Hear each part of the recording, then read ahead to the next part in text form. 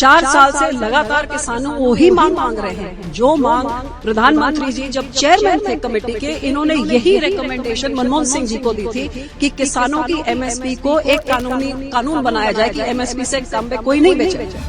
किसान कहता है कम से कम मेरा जो खर्चा है उस पे 50% लागत डाके ताकि मैं अपना पेट पाल सकूं, अपना घर बना सकूं, बच्चों को एजुकेट कर सकूं, बूढ़ों को दवाई दे सकूं।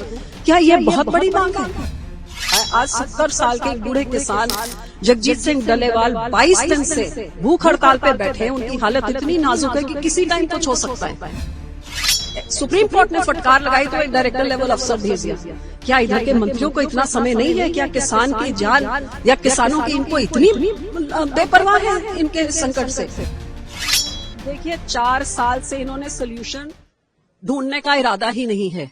सिर्फ 2021 में किसानी आंदोलन 700 किसान को शहीद करके उठाने का निशाना थी कि यूपी की इलेक्शन जीत जाए और किसानों की वोट पै जाए। तो झूठ बोल के झूठा वादा करके 2021 में आंदोलन उठा दिया जब 700 किसान इधर दिल्ली के बॉर्डर में मर गए। और दिल्ली के बॉर्डर में आपने कीले गाड़ के इसको जिस तरह पाकिस्तान का बॉर्डर है, कोई किसान भूला नहीं है। 4 साल से लगातार किसानों वही मांग रहे हैं जो मांग प्रधानमंत्री जी जब चेयरमैन थे कमेटी के, इन्होंने यही रिकमेंडेशन मनमोहन सिंह जी को दी थी कि किसानों की एमएसपी को एक कानून बनाया जाए कि एमएसपी से कम पे कोई नहीं बेचे। मिनिमम सपोर्ट पर किसान कहता है कम से कम मेरा जो खर्चा है उस पे 50% लागत डाके ताकि मैं अपना पेट पाल सकूं, अपना घर बना सकूं, बच्चों को एजुकेट कर सकूं, बूढ़ों को दवाई दे सकूं। क्या ये बहुत बड़ी मांग है? पूंजीपतियों को तो कितना आप दे दे, क्या किसान को इतना नहीं दे सकते हैं? वो ही मांगे 4 साल से सरकार ने पूरी नहीं करी और बार बार किसानों को आंदोलन करना पड़ा है। आज 70 साल के एक बूढ़े किसान जगजीत सिंह डलेवाल 22 दिन से भूख हड़ताल पे बैठे हैं। उनकी हालत इतनी नाजुक है कि किसी टाइम कुछ हो सकता है। लेकिन सरकार को उनका तो क्या 700 किसानों के मरने के तो बोलते हमें पता ही नहीं जो दिल्ली में मर गए। और इस किसान के बारे में आप जाके उनका हालचाल भी सुप्रीम कोर्ट ने फटकार लगाई तो एक डायरेक्टर लेवल अफसर भेज दिया।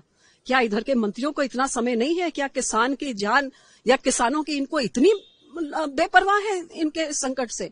और किसान की छोटी मांगे हैं, कोई बड़ी चीज तो वो मांग ही नहीं रहा है। हमारे केस वापस कर दो, हमको कोई आप एमएसपी की गारंटी दे दो, हमें कोई पेंशन दे दो, हमें कर्जा माफी कर दो। भाई क्यों आप उनसे बात क्यों नहीं करते हैं?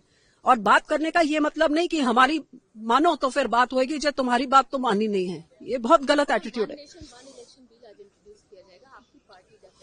बिल्कुल ध्यान भटकाने वाली बातें हैं। जिस चीजों की डिस्कशन होनी चाहिए, ये पार्लियामेंट में पिछले 5-6 साल से उन चर्चाओं पे तो कोई लोगों के मुद्दों पे तो आते ही नहीं है, बल्कि वॉश आउट हुए। इनका से ना सरकार हाउस चलाना चाहती है ना कांग्रेस चलाना चाहती है। सो यहाँ पे लोगों के पैसे बर्बाद हो रहे हैं। और ये 1 नेशन 1 इलेक्शन से मैं सरकार को पूछना चाहती हूँ, किसका पेट भरेगा, किसको नौकरी मिलेगी, कौन सा किसानी संकट दूर होएगा और कौन सा लोगों को इसमें से क्या फायदा होएगा? आपको 5 साल के लिए जो चुना जाता है दिल्ली में बैठ के काम करने के लिए, आपको हर एक राज्य के इलेक्शन में काम धंधा दफ्तर बंद करके क्यों भागना पड़ता है? आप अपना काम करिए और राज्य की सरकार को अपना काम करने दिए।